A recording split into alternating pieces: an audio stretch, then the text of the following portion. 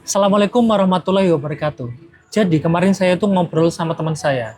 Teman saya itu curhat bahwa dia itu takut ketularan males dari teman-temannya kerjaan. Nah, sebenarnya males itu emang bisa nular ya. Teman saya ini orang yang punya etos kerja tinggi. Dia itu sangat peduli sama kemajuan dari perusahaannya. Dia merasa bahwa kalau perusahaan ini bangkrut, toh yang rugi juga dia. Dia harus cari pekerjaan lain, dia harus lamar kerja sana sini, di mana sekarang itu nyari kerja juga agak sulit kan. Dan dia merasa kalau perusahaan ini juga nggak maju-maju, gajinya juga nggak bakal naik-naik gitu loh. Dia juga punya suatu perasaan puas ketika apa yang dia lakukan itu bisa bermanfaat untuk perusahaannya dan itu berdampak bagus untuk perusahaannya. Nah, tapi sekarang itu dia lagi di fase males-malesnya. Dia itu dulu itu rajin banget orangnya. Dia punya inisiatif, dia punya visi ke depan untuk perusahaannya. Tapi sekarang semangat itu mulai kendor. Nah, kenapa? Karena dia merasa nggak terlalu dihargai dalam perusahaannya. Ketika dia melakukan effort lebih untuk perusahaannya, itu kemudian nggak dibedakan antara yang effort sama yang nggak effort. Ya, bahkan teman-teman kerjanya itu kebanyakan mayoritas itu bekerja ala kadarnya, bekerja apa adanya lah, nggak terlalu effort, nggak terlalu apa ya, punya visi ke depan untuk perusahaannya. Jadi ya dia melakukan pekerjaan asal beres gitu loh. Nah, bahkan itu juga terjadi sama manajer atau atasannya.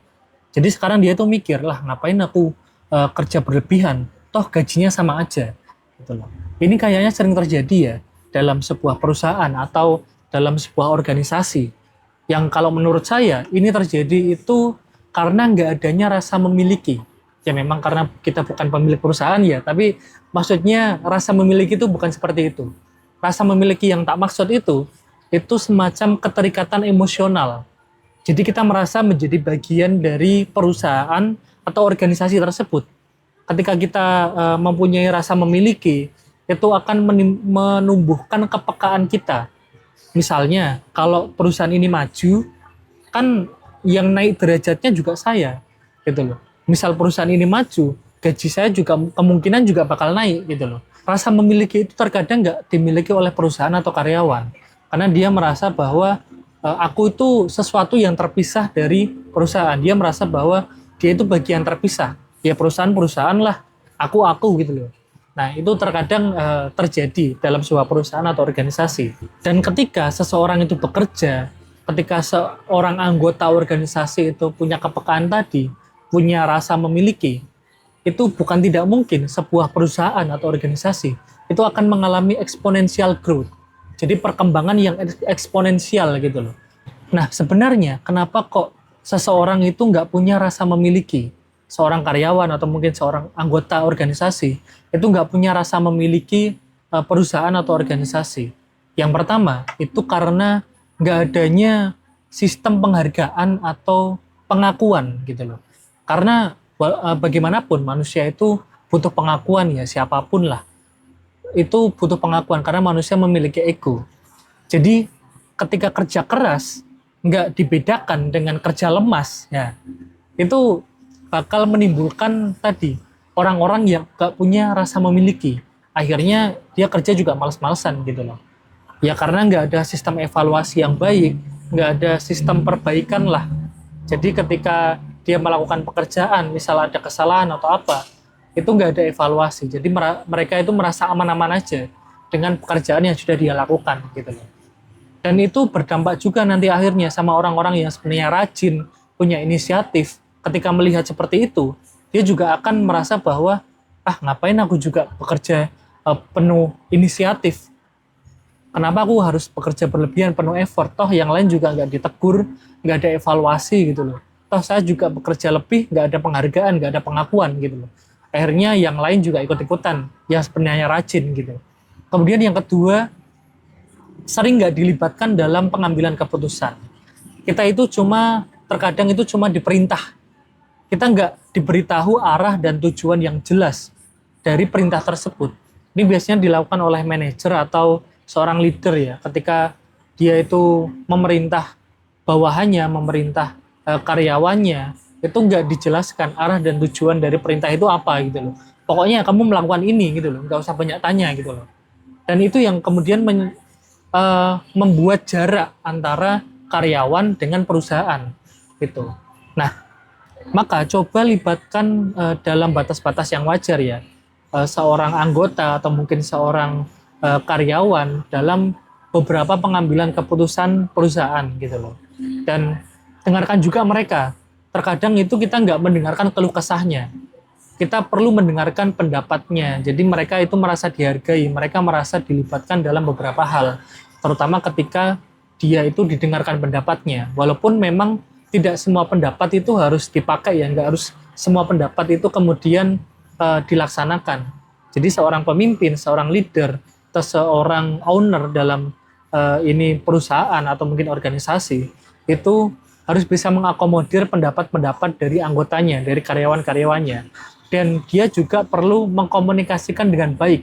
Kenapa kok pendapat ini yang dipakai? Kenapa kok keputusannya ini? Nah, itu dia harus paham bagaimana cara berargumen. Dan yang ketiga, ini tadi yang sudah dibahas tadi, yaitu komunikasi. Terkadang komunikasinya itu satu arah. Ketika komunikasinya satu arah, itu kan nggak ada rasa salingnya. Makanya kita perlu mengembangkan komunikasi dua arah. Jadi kayak tadi, misalnya terkadang kita mengkritik kebijakan dari perusahaan, kebijakan dari organisasi, itu dianggap oleh organisasi, dianggap oleh perusahaan atau pimpinan itu sebagai ancaman. Ide-ide baru itu seringkali ditolak gitu loh. Kita sering menolak ide-ide baru, misal kita sebagai pemimpin ya, kita menolak ide-ide baru, kemudian orang-orang yang punya inisiatif itu terkadang dimatikan gitu loh. Jadi mereka kemudian malas, ngapain aku berpendapat, ngapain aku memberi masukan, toh nanti mental juga gitu loh. Nah, terkadang emang kita nggak semua ya, nggak semua ide itu harus diterima, tapi setidaknya kita dengarkan dulu gitu. Karena lingkungan yang nggak ada rasa memiliki itu sangat rapuh ya. Ketika misal sebuah perusahaan, sebuah organisasi, anggotanya atau karyawan-karyawannya itu nggak punya rasa memiliki, itu pondasinya itu rapuh, jadi rawan runtuh. Kalau perusahaan ya bangkrut, kalau organisasi mungkin bubar gitu loh. Nah, makanya kita harus menumbuhkan rasa memiliki tadi. Misalnya mungkin sebuah perusahaan, sebuah organisasi itu punya nama besar, menyandang nama besar gitu, agung gitu. Tapi dalamnya itu kosong, kayak tahu bulat itu kan gede tapi dalamnya kan kopong gitu lah. Ya itu digoreng dadakan digoreng dadakan sisan ya kan. Makanya kita perlu mengembangkan bahwa nama besar juga perlu dibangun pondasi yang kuat. Pondasinya apa? Ya pondasinya itu tadi rasa memiliki. Nah, pimpinan atau ketua itu terkadang sering ngomong kayak gini. Kita itu harus punya rasa memiliki gitu loh. Dia itu sering menggaungkan lah. Kita itu harus punya rasa memiliki, kita harus peduli sama perusahaan. Tapi dia itu ngomong kayak gitu tanpa membangun yang pertama keadilan, yang kedua keterlibatan, yang ketiga kepercayaan. Ketika nggak dibangun tiga itu, omong kosong gitu loh. Karena dia itu hanya omong-omong tok gitu loh. Dia nggak menunjukkan, kenapa kok kita harus punya rasa memiliki. Dia nggak membangun ketiga tadi, keadilan, kemudian keterlibatan dan juga kepercayaan. Ketika tiga itu nggak dibangun dalam sebuah sistem perusahaan atau organisasi, itu hanya omong kosong gitu loh. Kalau orang itu merasa dihargai, otomatis dia juga bakal punya rasa memiliki gitu loh. Kalau dia merasa nggak dihargai, dia juga nggak akan merasa memiliki perusahaan, dia akan berjarak gitu loh. Oke, kembali ke persoalan tadi. Malas itu menular, ya kan? Memang malas itu menular ya. Ya emang nular, lawang ngantuk aja terkadang kan menular ya. Ada teman kita di sebelah itu menguap, kemudian kita juga ikut-ikutan menguap gitu, ikut-ikutan ngantuk gitu kan. Nah, terkadang ngantuk aja menular, apalagi ini males. Jadi ketika misal kita itu setiap hari melihat orang-orang yang nggak peduli, nggak inisiatif, nggak punya inovasi, males dalam kerjanya, lama-lama otak kita juga akan menyesuaikan. Otak kita juga akan menyesuaikan dengan apa yang kita lihat setiap hari gitu loh. Ya akhirnya kita juga ikut-ikutan males. Akhirnya kita juga ikut-ikutan jadi orang yang nggak inisiatif, nggak punya inovasi gitu loh. Motivasi seseorang itu akan terkikis ketika berada di lingkungan yang seperti itu tadi. Ketika berada di lingkungan yang malas-malesan gitu loh. Dia juga mulai kehilangan rasa keadilan dalam kerja. Ini yang kemudian membuat orang-orang yang sebenarnya itu berpotensi berprestasi, atau mungkin orang-orang yang sebenarnya memang berprestasi, itu memilih keluar atau pergi daripada menjadi korban dari budaya mediokritas. Jadi mediokritas itu suatu hal yang biasa-biasa aja, yang stagnan, nggak maju gitulah. Karena orang-orang yang berprestasi, yang berpikiran maju, itu terkadang itu sangat nggak nyaman dengan lingkungan yang stagnan gitu loh, yang kayak gitu-gitu tok gitu loh, nggak ada langkah maju. Jadi sebenarnya kita itu punya dua pilihan, ya ketika berada dalam lingkungan seperti ini. Yang pertama, kita ubah sistemnya. Kita berikan contoh, kita berikan usulan tentang gimana penilaian kinerja yang baik gitu loh. Atau kumpulin teman-teman yang sefrekuensi sama kita, buat kita satu komunitas kecil gitu kan, untuk membangun sistem yang lebih besar. Ya, jadi kita mulai mempengaruhi orang-orang di sekitar kita. Nah, kita harus punya dukungan struktural juga ya di situ ya. Tentu ini energinya sangat besar. Kita butuh effort yang lebih besar untuk mengubah satu sistem. Apalagi kalau kita itu hanya sekadar dalam perusahaan itu staff gitu ya, atau mungkin kru, atau mungkin sebagai anggota. Itu sangat sulit kalau kita ingin mengubah sistem yang lebih besar. Kita butuh effort yang besar juga, kita butuh energi yang besar, dan itu nggak mudah untuk merubah satu sistem yang lebih besar. Dan itu pasti juga banyak ujian, banyak cobaan. Nah, yang kedua, kita keluar dari sistem itu. Kita keluar daripada kita mempertahankan semangat di lingkungan yang memang sudah mati gitu loh. Kita mempertahankan semangat di suatu lingkungan yang sudah mati, ya buat apa, percuma gitu loh.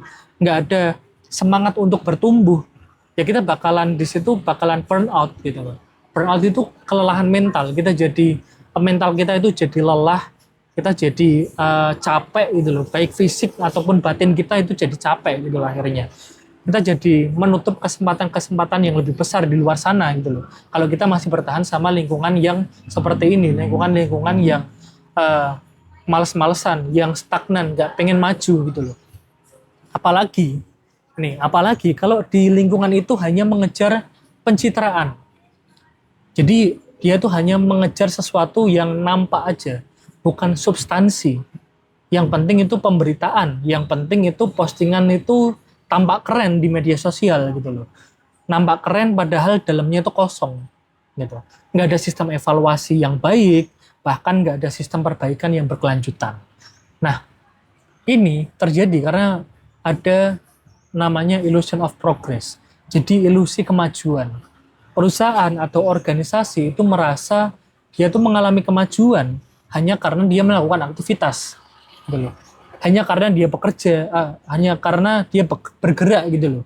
Misalnya dia tuh ibarat kayak orang yang nyetir mobil ya. Dia tuh naik mobil, tapi dia tuh sebenarnya terjebak dalam lumpur gitu loh. Jadi kayak kita naik mobil kejeblos di lumpur gitu loh. Bannya itu kan muter terus kan, bannya muter terus, bahan bakar juga habis gitu kan. Tapi dia nggak beranjak dari situ gitu loh, karena dia kejeblos. Nah, perusahaan atau organisasi itu terkadang kejeblos ini tadi, dia merasa bahwa apa yang dia lakukan, dia itu bekerja terus, dia itu beraktivitas terus, tapi dia nggak memahami bahwa dia itu sedang kejeblos gitu loh. Makanya kalau perusahaan atau mungkin organisasi itu sadar, dia itu akan ngambil dongkrak karena jadi kejeblos ya mobilnya. Dia ngambil dongkrak atau mungkin dia manggil warga, manggil teman-temannya untuk ngangkat mobil tadi biar keluar dari lumpur gitu loh. Ketika dia punya kesadaran itu, dia ngambil dongkrak, dia minta tolong teman-temannya untuk mengangkat mobilnya keluar dari lumpur, maka dia akan maju, dia akan beranjak gitu loh. Dan ini terkadang orang itu malas untuk melakukan seperti itu karena memang energinya besar dan pasti juga bakal repot gitu loh. Kemudian yang kedua, budaya yang hanya menghargai pencapaian-pencapaian simbolik daripada kualitas dari pekerjaannya. Penting acaranya sukses, penting kelihatan kompak, keren gitulah. Yang penting bos senang. Nah, itu seringkali seperti itu. Yang penting bos senang gitu loh.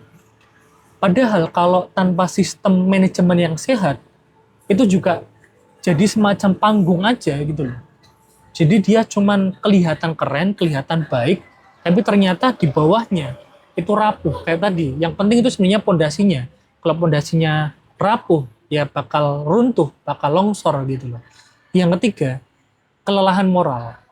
Ketika orang yang berlaku benar itu udah capek karena nggak dihargai, itu pelan-pelan bisa bikin seseorang itu apatis.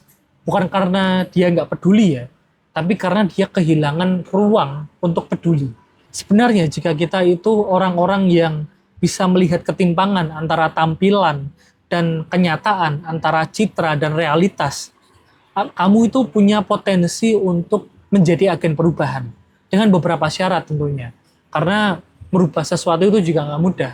Kita bisa menjadi agen perubahan kalau syarat yang pertama itu kita punya dukungan struktural dulu. Misal kita punya dukungan atasan, kita punya tadi juga dukungan dari teman-teman yang sefrekuensi di pekerjaan kita, di organisasi kita, maka kita bisa menjadi agen dari perubahan. Nah, untuk mencari orang-orang yang sefrekuensi atau mungkin mendapat dukungan atasan itu juga nanti sesuatu yang sulit juga kan. Nah, nanti kita akan bahas di video selanjutnya. Yang kedua, ketika kita punya cara komunikasi yang cerdas, kita nggak frontal gitu loh. Terkadang kan orang itu melihat sesuatu yang salah itu terlalu frontal dalam mengungkapkan.